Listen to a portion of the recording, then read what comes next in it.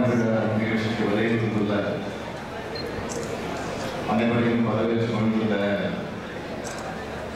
சிவகங்கை மாவட்ட கழகத்துடைய செயலாளர், சட்டப்பேரவை உறுப்பினர், முன்னாள் அமைச்சர் வெளியேற்றப்பட்டுள்ள நிகழ்ச்சிக்கு முன்னிலையேற்றுள்ள முன்னாள் அமைச்சர் பெருமக்கள், பல்வேறு மாவட்ட கழகத்துடைய செயலாளர்கள், தலைமை கழகத்துடைய நிர்வாகிகள், கழக துணை அமைப்புகளை சார்ந்த தொழிலாளரணி, தொண்டரணி, மாணவரணி, மகளிரணி, இளைஞரணி, இலக்கிய அணி போன்ற பல்வேறு அமைப்புகளை சார்ந்திருக்கக்கூடிய நிர்வாகிகள், நம்முடைய அன்புக்குரிய திண்டுக்கல் யூனியன்கள் மற்றும் மேலையில் வீற்றிருக்கக்கூடிய கழகத்தின் முன்னோடிகள், மாவட்ட கழக, ஒன்றிய கழக, நகர கழக, பேரூர் கழக, கிளை கழகத்துடைய நிர்வாகிகள், மனக்கோலம் கொண்டிருக்கக்கூடிய மாணவர்களை, மாணவர்களுடைய பெற்றோர்களை, உற்சாக உறவினர்களை, நண்பர்களை, உங்கள் அனைவருக்கு விரைவான வணக்கம். திராவிட முன்னேற்ற கழகத்துடைய துணை அமைப்புகளில் ஒன்றாக விளங்கிக் கொண்டிருக்கக்கூடிய இலக்கிய அணியுடைய மிகப்பெரிய பொறுப்பில் இருந்து கழகத்திற்கும் தலைவர் கலைஞருக்கும் பெருமை சேர்த்துக் கொண்டிருக்கக்கூடிய நம்முடைய அன்புக்குரிய தென்னவன் அவர்களுடைய அன்பு மகள் இலக்கிய அவர்களுக்கும், கொண்டக்குடி கண்ணன், வானப்பிரியா ஆகியோருடைய அன்பு மகள் அகிலன் அவர்களுக்கும் நம்முடைய அன்பான வாழ்த்துக்களோடு மனைவிழா நிகழ்ச்சி நிறைவேறுகிறது. இந்த இளைஞர் மனைவிழா நிகழ்ச்சிக்கு தலைமை பொறுப்பு ஏற்கக்கூடிய ஒரு சிறப்பான வாய்ப்பு எனக்கு கிடைத்திருக்கிறது. வாய்ப்பு கிடைத்ததற்கு நான் மகிழ்ச்சி அடைகிறேன். இந்த வாய்ப்பை நான் உருவாக்கி தந்திருக்கக்கூடிய நம்முடைய அன்புக்குரிய தென்னவன் அவர்களுக்கும் அவருடைய குடும்பத்தாருக்கு நான் நேரத்தில் என்னுடைய நன்றியை காணிக்கையாக விடுவிக்கிறேன். நன்றி சொல்லுகிறேன் என்று சொன்னால் ஏதோ சமுதாய அடிப்படையில் நான் சொல்லுகிறேன் என்று நீங்கள் கருதி கொள்ளக்கூடாது. இங்கு மாவட்ட செயலாளர் மனிதத்துறையாக சொல்லும்போது குறிப்பிட்டு சொன்னார், ஏற்கனவே நம்முடைய அன்புக்குரிய தென்னவன் அவர்கள் இல்லத்தில் நடைபெற்றிருக்கக்கூடிய திருமண நிகழ்ச்சிகளுக்கு நான் வந்ததை, அந்த நிகழ்ச்சிகளுக்கு தலைமையேற்று அந்த விழாவை நடத்தி வைத்ததை அவர் இங்கே குறிப்பிட்டு சொன்னார். ஆகவே அந்த தென்னவன் அவர்களுக்கு 3 பெண் பிள்ளைகள். ஆக அந்த 3 பெண்களுக்கும் ஏற்கனவே 2 பெண்களுக்கு நான் தான் தலைமையேற்று மனவிழா நடத்தி வைத்திருக்கிறேன். இப்பொழுது 3ஆவதாக இந்த திருமண நிகழ்ச்சியில் கலந்து கொள்ளக்கூடிய வாய்ப்பை பெற்றிருக்கிறேன். 3ஆவதாக இது ஒரு அவருடைய இல்லத்தில் நடைபெறக்கூடிய நிகழ்ச்சிக்கு நான் வந்திருப்பதாக எடுத்து சொல்கிற போது ஏதோ 3 பெண் பிள்ளைகள் இருக்கிறார்கள், 4வது ஒரு பெண் பிள்ளை இல்லையே, 4வது ஆண் பிள்ளை இல்லை, ஒருவேளை இல்லை என்று சொல்வதற்காக தான் நான் தென்னவர்கள் அந்த முயற்சியில் நிச்சயமாக ஈடுபட மாட்டார்கள் என்று நமக்கெல்லாம் தெரியும். இருந்தாலும் முன்கூட்டியே இங்கே விளையாட்டுகளெல்லாம் குறிப்பிட்டு சொல்லியிருக்கிறார்கள். ரகுபதி உடைய பேசுகிற போது குறிப்பிட்டு சொன்னார். ஆக 3 பெண் பிள்ளைகளோடு மட்டுமல்ல, இவருடைய தென்னவனுடைய பேர குழந்தைகளுக்கும் நடக்கக்கூடிய திருமணத்திற்கு நான் தான் வரப்போகிறேன் என்பதையும் இங்கே குறிப்பிட்டு சொன்னார்கள். பேர பிள்ளைகள் 1 பேர பிள்ளைகளுக்கும் அத்தான் ஆட்சியும் எதற்காக நான் குறிப்பிட்டு சொல்லி சொன்னால், அந்த அளவுக்கு நான் வாழ வேண்டும் என்பதற்காக இல்லை, அந்த அளவுக்கு இந்த தொடர்பு இருக்க அந்த அடையாளத்தின் அடிப்படையில் தான் நான் இதை குறிப்பிட்டு சொன்னேன் தவிர வேறல்ல. ஆக அப்படிப்பட்ட நிலையில் உங்களோடு சேர்ந்து நானும் மணமக்களை வாழ்த்துவதற்கு கடமைப்பட்டிருக்கிறேன். பொறுத்தவரையில் திருமண நிகழ்ச்சி என்று சொல்கின்ற போது அதுவும் இதுபோன்ற சீர்திருத்த முறையில் சுயமரியாதை உணர்வோடு நடைபெறக்கூடிய திருமண நிகழ்ச்சி என்று சொல்கின்ற போது வழக்கமாக ஒரு செய்தியை நான் நினைவுபடுத்துவது உண்டு. வரலாற்றில் இடம்பெற்றிருக்கக்கூடிய செய்தி அந்த செய்தி. அது என்ன செய்தி என்று கேட்டால், இது போன்ற சீர்திருத்த திருமணங்கள் ஒரு காலத்தில் நடக்கும் என்று சொன்னால் அதை விமர்சித்து பேசியவர்கள் உண்டு, கேலி செய்தவர்கள் உண்டு, கிண்டல் புரிந்தவர்கள் உண்டு, எண்ணில் நகையாடையவர்கள் உண்டு. காரணம், வைதிக திருமணத்தை அன்றைக்கு பலரும் ஆதரித்தார்கள், அதைத்தான் ஏற்றுக்கொண்டார்கள். இது போன்ற சீர்திருத்த திருமணங்களை கிண்டல் செய்து கேலி செய்து எல்லை நகையாடி விமர்சித்தவர்கள் அன்றைக்கு ஏராளம் நாட்டிலே உண்டு.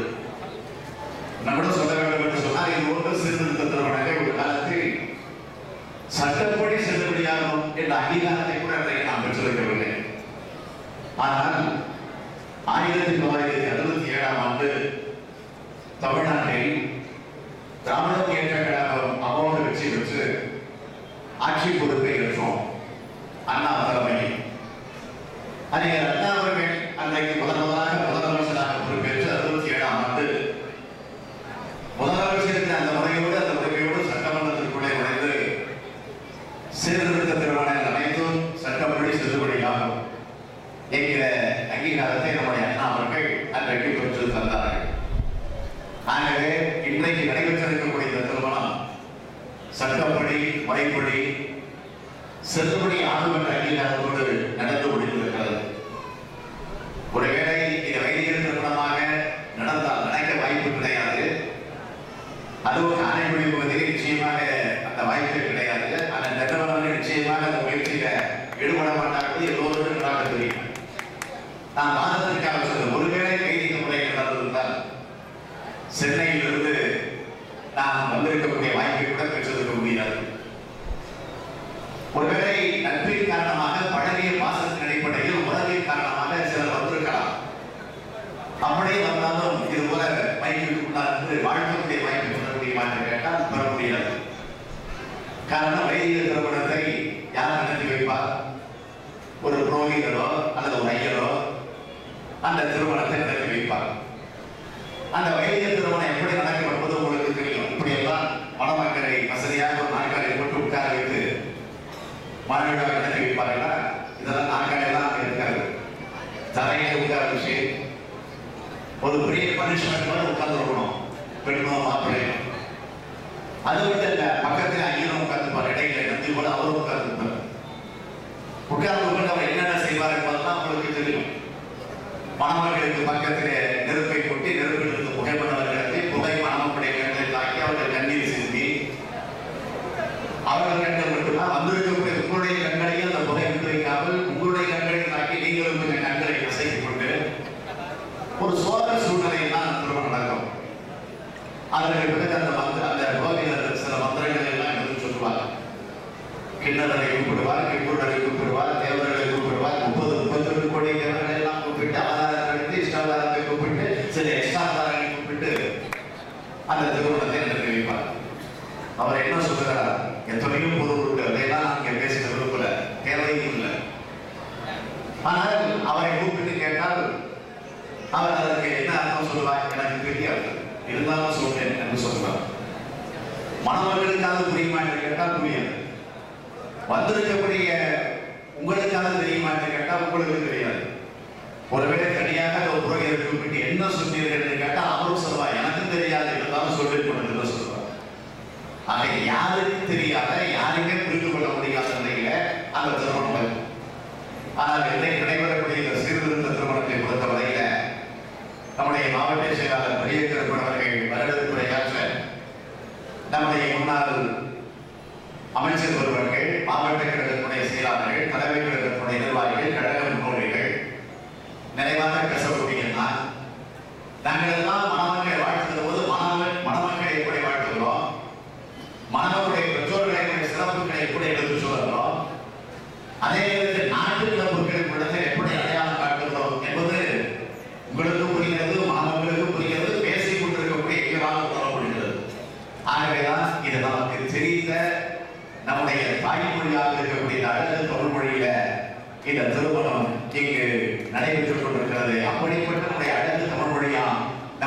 தாய்மொழிக்கு தலைவர் கலைஞர் அவர்கள் செம்மொழியை அங்கீகாரத்தை பெற்றுக் கொண்டிருக்கிறாரே, அந்த பெருமைக்குரிய தமிழ் மொழியில இந்த திருமணம் இன்றைக்கு நடந்து இருக்கிறது. ஆனா அப்படிப்பட்ட இந்த திருமணத்தை உங்களோடு சேர்ந்து மணமக்களை வாழ்த்துவதில் நான் அளவு கடந்த மகிழ்ச்சி அடைகிறேன். நம்முடைய அன்புக்குரிய தென்னவர்களை பற்றி எல்லோரும் பெருமையோடு குறிப்பிட்டு சொன்னார்கள். அதில் குறிப்பாக அவர்கள் ஏற்கனவே பல ஆண்டுகளுக்கு முன்னால், ஒரு 19 ஆண்டுகளுக்கு முன்னால் அவர் அதிமுகவில் இருந்து அங்கே அமைச்சராக இருந்து, அமைச்சர்கள் மட்டுமல்ல அந்த கட்சியில மிகப்பெரிய பொறுப்பில் இருந்து பணியாற்றி இருக்க முடியும். ஆனால் அதற்கு பிறகு அந்த கொள்கை தனக்கு ஒத்து வராது.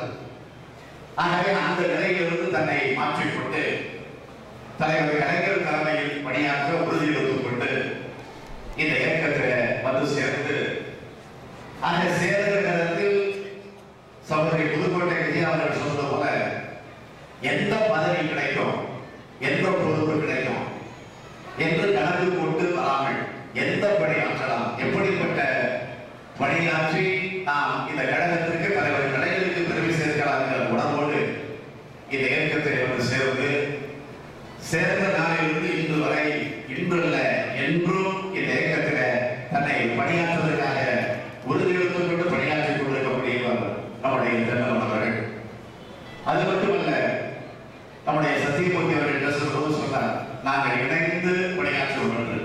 உண்மைதான், நீங்கள் இணைந்து பணியாற்றுகிறீர்கள். ஆனால் இப்போது அவர் இணைந்தல்ல, இந்த இயக்கத்தில் பிணைந்து பணியாற்றிக் கொண்டிருக்கிறார். அதுதான் இல்லை, ரெண்டும் ஒன்றுதான். ஆனால் அதே நேரத்தில் தன்னை முழுமையாக அவர் இந்த இயக்கத்தில் பிணைத்துக் கொண்டு, தலைவருடைய உள்ளத்தில் பிணைத்துக் கொண்டு இந்த இயக்கத்தில் அவர் பணியாற்றிக் கொண்டிருக்கிறார். இலக்கிய தென்றல் என்ற அவரை பற்றி பெருமையோடு குறிப்பிட்டு சொன்னார். உண்மைதான், அவர் பொதுக்கூட்டத்தில் பேசுகிறார் என்று சொன்னார், அல்லது சட்டமன்றத்தில் குழந்தைகளுக்கிடையே பேசியிருக்கிறார் என்று சொன்னார், அல்லது இது போன்ற திருவிழா நிகழ்ச்சிகளை பங்கேற்று வாழ்த்துறை வருகிறார் என்று சொன்னார், அவர் உரையாற்றக்கூடிய எந்த இடமா இருந்தாலும் பொதுக்கூட்டத்தில் பொது நிகழ்ச்சிகளில் தனிப்பட்ட முறையில் கூட உரையாடி கொண்டிருக்கிற போது அவர் பேசுகிற போது அவர் இலக்கிய வாசனை நிச்சயமாக வரும் அவருடைய பேச்சு. அந்த அளவுக்கு இலக்கியத்தோடு தன்னை ஒன்றிணைத்துக் கொண்டு அவர் தன்னுடைய கடமையை நிறைவேற்றிக் கொண்டிருக்கிறார். தெரிவதற்காக சில பொறுப்புகள் கிடைக்கும், அந்த பொறுப்புக்கு அதற்கு சம்பந்தம் இருக்காத இருக்கும். உதாரணத்துக்கு இதே சொல்ல வேண்டும் என்று சொன்னால், இலக்கியத்தில் ஒரு முறை சென்னை மாவட்டத்தில் ஒரு இலக்கிய அணிக்கு மாவட்ட அமைப்பாளர் ஒருவரை நியமித்தார்கள்.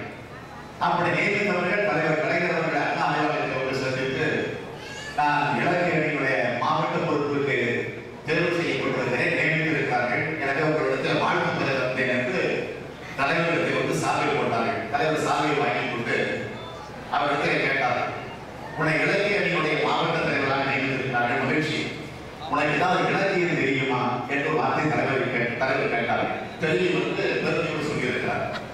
அப்படின்னா நம்ம இடத்துல ஒரு கேள்வி கேட்டேன், அதற்கு பதில் சொல்ல வேண்டும் என்று தலைவர் கேட்டார். கேள்வி என்று சொன்னார். தலைவர் கேட்டார், புதிதாக சென்னை மாவட்டத்தில் ஒரு இலக்கிய அணி அமைப்பாளராக நியமிக்கப்பட்டிருக்கக்கூடிய அவரை பார்த்து தலைவர் கேட்ட கேள்வி தெரியுமா, கம்பராமாயணத்தை எழுதியிருக்கிறார் என்று கேட்டார். உடனே அந்த மாவட்ட அமைப்பாளர் உடனே சொன்னார், நீங்க தான் எழுதினீங்க தலைவர். எல்லோரும் சிரிச்சாங்க, பக்கத்தில் இருக்கணும், நான் பக்கத்தில் இருக்கணும், எல்லோரும் சிரிச்சோம், தலைவரும் சிரிச்சார். நான் கேட்ட கேள்வியில பதில் இருக்கு, கம்பராமாயணத்தை எழுதியது யார்? கம்பர். ஆனா அது கூட தெரிவிக்கப்பட்டிருந்தீங்களே உனக்கு பொறுப்பு வந்திருக்கு. எதற்காக சொல்லிட்டு இப்படியெல்லாம் ஒரு காலகட்டத்திற்கு நடத்தி, ஆனால் அதற்கெல்லாம் நேர்மாறாக முழுமையாக இலக்கியத்தை அறிந்து புரிந்து அதிலேயே தன்னை ஒப்படைத்துக் கொண்டிருக்கக்கூடியவர்கள் ஒருவராக நம்முடைய தென்னவர்கள் விளங்கிக் கொண்டிருக்கிறார்கள். நான் அதை குறிப்பிட்டு சொல்லுகிறேன் தவிர வேறில்லை. ஆகவே அந்த உணர்வோடு தான் இன்றைக்கு அவருடைய இல்லத்தில் அவருடைய அன்பு மகளுக்கு நடைபெறக்கூடிய இந்த திருமண நிகழ்ச்சியில உங்களோடு சேர்ந்து பங்கேற்று அந்த மணமக்களை வாழ்த்துவதிலே நான் உள்ளபடியே மகிழ்ச்சி அடைகிறேன். அது மட்டுமல்ல, நடந்து முடிந்திருக்கக்கூடிய தேர்தலை பற்றி எல்லாம் கூட இங்கே உரையாற்றிய சிலர் குறிப்பிட்டு சொன்னார்கள். நான் என்னை பொறுத்தவரை சொல்ல விரும்புகிறேன், நடந்து முடிந்த தேர்தலை பொறுத்தவரையில மத்தியில் யார் ஆட்சிக்கு வர வேண்டும் என்பதற்காக நடைபெற்ற தேர்தல். ஆனால் 2016ஆம் ஆண்டு நடக்க இருக்கக்கூடிய தேர்தல் மாநில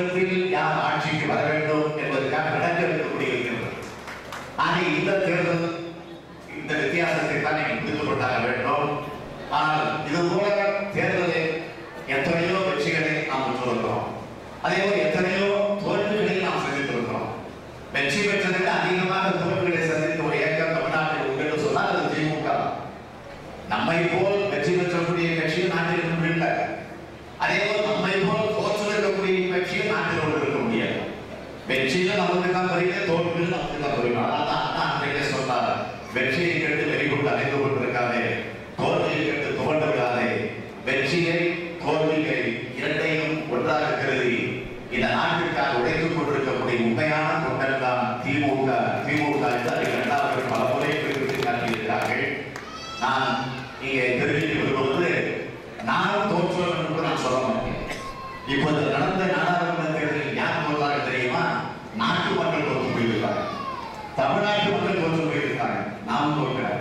ஆனால் தமிழ்நாட்டு மக்கள் தங்கள் தோல்வியை தாங்களாக எதிர்கொண்டு கொண்டிருக்கிறார்கள். அதான் உண்மை. இப்போ வர செய்தியெல்லாம் பார்க்கிற போது இந்த தேர்தலில் பல சூட்சமங்கள்லாம் நடந்திருக்கிறது. எத்தனை ஓட்டு பண்டிகை கூட ஏதோ முறைகேடு நடந்திருப்பதாக ஒரு செய்திகள் எல்லாம் தொடர்ந்து பத்திரிகை வந்து கொண்டிருக்கிறது. 2 நாட்களுக்கு முன்பு ஆங்கில பத்திரிகை எக்கனாமிக் டைம்ஸ் என்ற ஒரு ஆங்கில பத்திரிகை, அந்த பத்திரிகை 28/6/2004 அன்று அந்த பத்திரிகையை தலைமைச் செய்தியாக செய்தி வெளியிட்டிருக்கிறார்கள். என்ன செய்தி என்று கேட்டால், எலக்ட்ரானிக் மீடியா பொறுத்த வரைக்கும் 9 லட்சம் மின்னணு வாக்குப்பதிவு இயந்திரத்தில் எந்த பட்டன் அழுத்தலாமோ அது ஒரு கட்சிக்கே போய் சொல்லலாம் அப்படின்னு எக்கனாமிக் டைம்ஸ் இந்திய எதிரிலிருந்து வரக்கூடிய அகில இந்திய அளவில் வரக்கூடிய ஒரு ஆங்கில பத்திரிகை எக்கனாமிக் டைம்ஸ், அந்த பத்திரிகையில் செய்தி கொடுத்திருக்கிறார்கள். அதற்கு ஆதாரத்தையும் குறிப்பிட்டு காட்டியிருக்கிறார்கள். சமீபத்தில் நடந்த தேர்தல் அசாம் மாநிலத்தில் ஜோதா தொகுதியில் அத்தனை வாக்குகளும் பாஜகவுக்கு போய் கொடுத்திருக்கு. ஓட்டுப்பட்ட அந்த எலக்ட்ரானிக் மீடியில அத்தனை வாக்குகளும் பாஜகவுக்கு விழுந்திருக்கிறது. அதே போல பூனே நகரில் ஒரு பட்டன் அழுத்தினா அத்தனையும் வேறொரு கட்சிக்கு போய் விடுது என்று ஆதாரத்தோடு எழுதி காட்டியிருக்கிறார்கள். ஆக ஏதோ சூட்சமங்களாக நடந்திருப்பதாக இப்பொழுது செய்திகள் எல்லாம் நாட்டில் வந்து கொண்டிருக்கிறது. எது எப்படி நடந்தாலும் வர இருக்கக்கூடிய தேர்தலை பொறுத்தவரையில நாட்டிற்காக நமக்காக இல்லை என்று சொன்னாலும் நம்முடைய சந்ததியில் இந்த நாட்டிலே நலமோடு வாழ வேண்டும் என்பதற்காக நீங்கள் உறுதி எடுத்துக் கொள்ள வேண்டும். அதற்கு நம்முடைய அன்புக்குரிய பெற்றவர்களுடைய இல்ல திருமண விழா நிகழ்ச்சி அதற்கு பயன்படக்கூடிய வகையில இந்த மனவிழா நிகழ்ச்சி அமைந்திருக்கிறது என்பதை மாத்திரம் இந்த நேரத்தில் எடுத்து சொல்லி, அதன் பெற்றவர்கள் கழகத்திற்காக தலைவர் கலைஞருக்காக இன்னும் சொல்ல போனால் எங்களை போன்ற இளைஞர்களுக்காக அவர் தன்னையே ஊக்குவிக்கக்கூடிய வகையில அர்ப்பணித்து சிறப்பாக பணியாற்றி கொண்டிருக்கிறார். அதன் பெருமளவர்கள் அமைதியாக அதே நேரத்தில் அடக்கமாக, இன்னும் சொல்ல வேண்டும் என்று சொன்னால் தான் கொண்ட கொள்கை அழுத்த திருத்தமாக இருந்து எல்லோரிடத்தில் அன்பாக பழகி எல்லோரையும் கவரக்கூடிய வகையில அவர் தன்னுடைய பணியை நிறைவேற்றிக் கொண்டிருக்கிறார். அப்படிப்பட்டவர் தொடர்ந்து அவருடைய பணி சிறக்க வெல்ல வெற்றி பெற இந்த மனவிழா நிகழ்ச்சியில் அவருக்கு இந்த வாழ்த்துக்களை தெரிவித்து, அதே நேரத்தில் அவருடைய குடும்ப விளக்குகளாக இன்றைக்கு வாழ்க்கையை அடைவதற்கு இருக்கக்கூடிய அந்த குடும்ப செல்வங்கள் வீட்டிற்கு விளக்காக நாட்டிற்கு தொண்டர்களாக நீங்கள் பாடுபட வேண்டும். வாழ்க பல்லாண்டு, வாழ்க வளமக்கள். விடைபெறுகிறேன். நன்றி.